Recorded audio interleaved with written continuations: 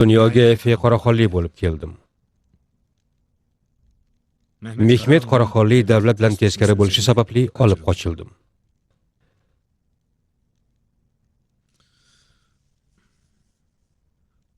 To'rt yoshimgacha yetimxonada katta bo'ldim.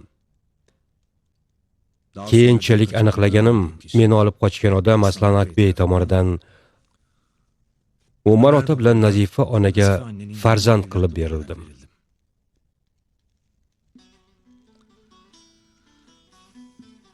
Ismimni doim Ali deb bildim. O'quvchilik paytimda Aslan Akbeyning oldin kutubxona xodimi, keyin esa kitob sotuvchisi bo'lib qarshimga chiqishi va oilamiz do'sti bo'lishi sira tasodif emas ekan. Aslan Akbeyning taklifi bilan siyosiy bilim olish uchun Anqaraga ketayotganda, yana uning gapi bilan JHT nomli razvedka tashkilotiga kirdim. Davlatim va xalqim uchun ishlashni taklif qilgach, rozilik bilan qabul qilib, vazifalarni jon dilimdan bajardim. Tashqi ishlar guvohnomasi bilan dunyoning bir qancha davlatlarida urushlarda qatnashdim. Bu vaziyatni hatto oila va yaqinlarim ham Aslan Akbeydan boshqa hech kim bilmadi. Aslan Akbey meni Istanbulga qayta chaqirganda eng qiyin vazifa berdi. Yuzimni o'zgartirib, mafiya ichiga kirib, Mehmet qoraxonlik boshchilik qilayotgan yashirin tashkilotni yo'q qilish. Bu operatsiyaning nomi Qashqirlar makoni edi.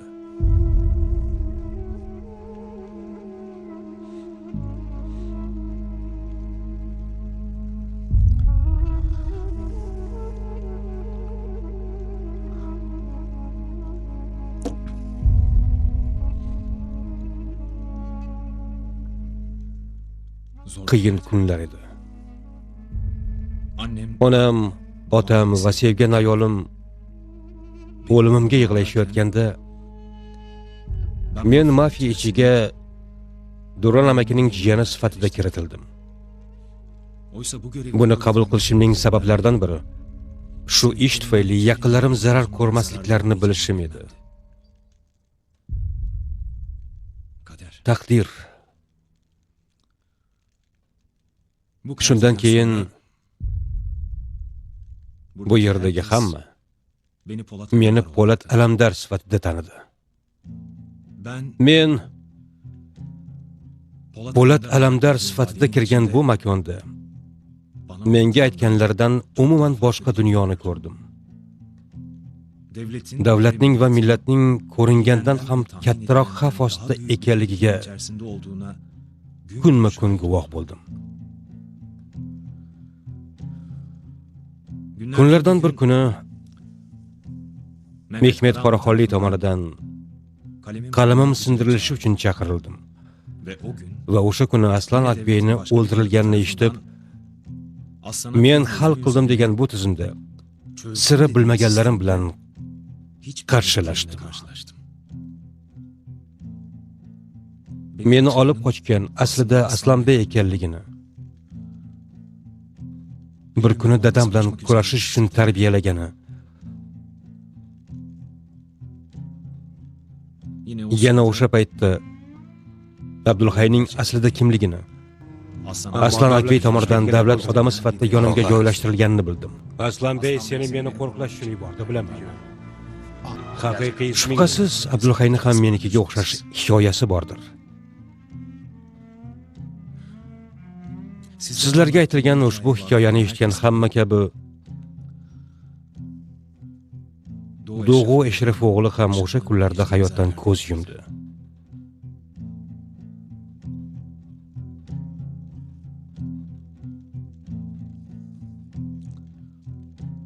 Bu hikoyani hammasini faqatgina bu xonadagilar biladi. Va bu xonadagilarning jonlari ortida bo'lgan kuchlar.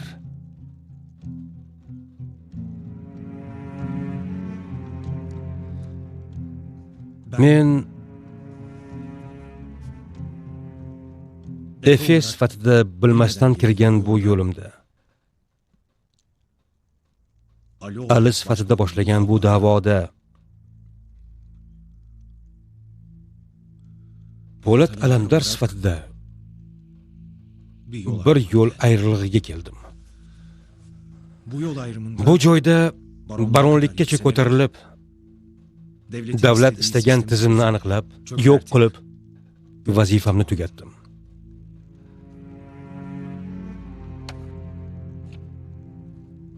Davlat oldidagi qarzimni to'ladim.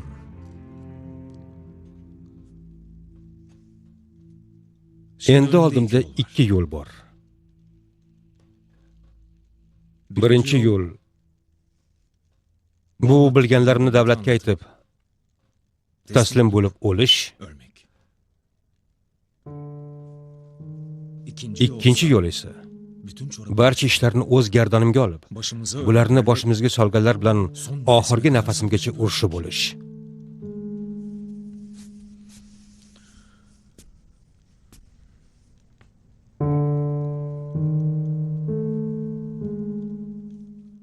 Men birinchi yo'lni tanlashdan voz kechish kerakligini, buning millatimiz uchun xiyonat ekanligini ko'ryapman. Ikkinchi yo'lni tanlashga kelsak, men endi davlat uchun ishlamayapman. Davlat uchun ishlaydiganlarning shubhasiz qabrtoshlari bordir. Men millatim uchun kurashib, millatim uchun o'lishni istaydigan odamman. Meni hech qachon qabrtoshim bo'lmaydi. Oldim. Bu aytganlarimdan keyin yonimda bo'lish, bo'lmaslikni o'zingiz hal qilasizlar. Bu meni kurashim. Bu kurashimda yonimda bo'lishni istaganlar bilishi kerakki, ularning ham qabr toshi bo'lmaydi. Meni kurashimni o'z kurashi sifatida ko'rmaganlar ham bo'lishi mumkin. Bundaylar chiqsa, ulardan roziman.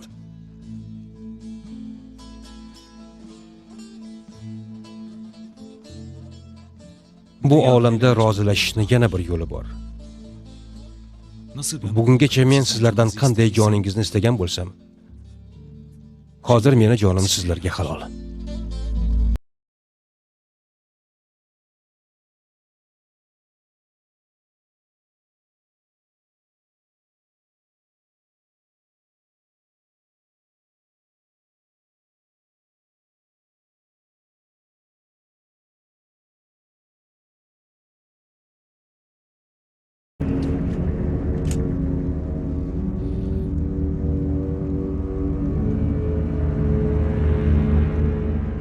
Bu qurol bo'sh. Magazinidagi hamma o'qlarni peshonamizga joylashtirdingiz.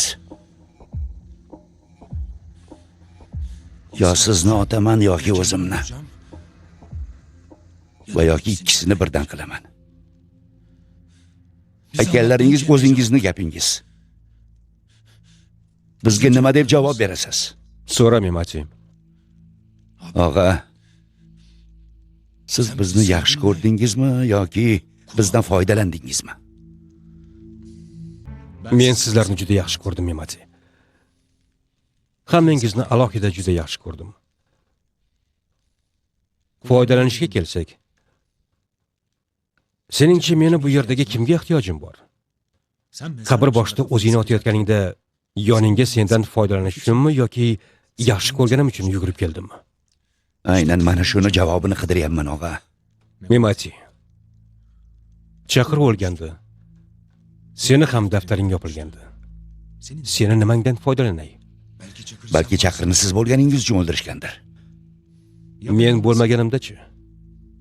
Balki Chaqirni senga o'ldirtirishardi. Mati, tushunmayapsan. Qo'g'irchoq bozor qo'g'irchoq o'ynatyapti. Hamma kuch, mafiya, odat degan narsa bor deb o'ylayapti. Sizlarni yaxshi ko'rmaganimda tashlab ketardim. Hammangiz bu yo'lda yo'q bo'lib ketardinglar. Ammo sizlar bo'lmaganingizda, sizlarni yaxshi ko'rmaganimda men ham bu o'yinning ichida borgan joyimgacha borar, bora olmaydigan joyimda vatanim omon bo'lsin deb jon berardim. Jon Po'lat. Bularning bari ko'ngli toza yigitlar. Sen ularni yaxshi ko'rding. Ular ham seni yaxshi ko'rishdi, bu aniq. Bir-birlaringga do'st, yor bo'ldingiz. Men bir narkotik savdogari edim. Xusrov og'ani o'rniga qo'yish uchun meni amallab qamoqxonadan olib qochdinglar.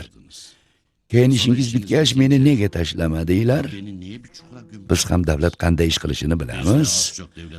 Bu qanday davlat vazifasi bo'ldi?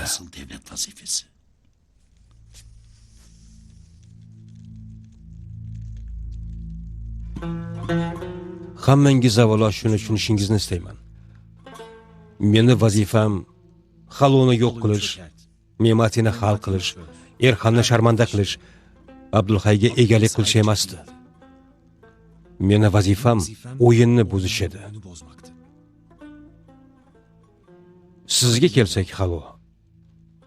Men Xudo emasman. Gunohlaringiz jazosini albatta olasiz. Yo bu dunyoda, yo narigi dunyoda. O'sha ishga qaytmasligingiz uchun men sizni yaxshi ko'radigan odam sifatida, faqatgina yaxshi ko'radigan odam sifatida bu ishni qilishingizga to'sqinlik qildim. Vazifamni bajardim. Me'mati. Xayolingda gumon qolgan bo'lsa tashqariga chiqar. Men xayolingda gumon bo'lsa, sen bilan bo'lmayman. Aldanish jahlimni chiqaryapti, og'a. Qanaqa aldanish, Me'mati? Kim kimni aldadi? Shuncha yildan beri birgamiz. Otganimizni ham ko'rdik, ko'mganimizni ham ko'rding. Bularni nima uchun qildim? Pul uchunmi? Ayollar uchunmi? Shon-shuhrat uchunmi? Mansab uchunmi? Nima uchun qildim? Vazifam dedingiz, og'a. Vatanni sevish vazifami? Sen vatanni sevmaysanmi, Me'mati? Sevaman. Biz boshqacha sevamiz, Me'mati. O'zimdan, otamdan, onamdan, yorimdan, singlimdan voz kechib, shu yo'lda o'ladigan darajada sevamiz. Shuni aldov deyapsanmi, Me'mati?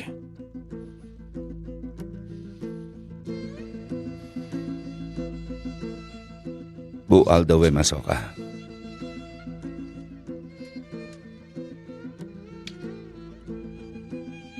Endi xayolimda gumon qolmadi.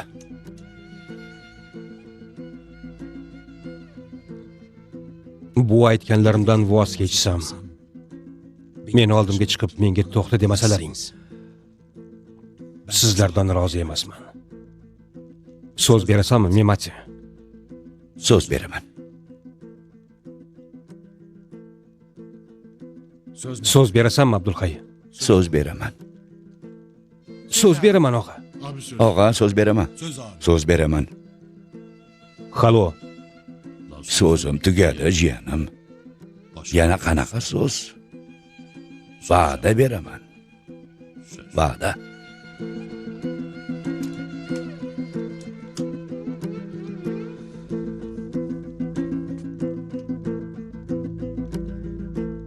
Endi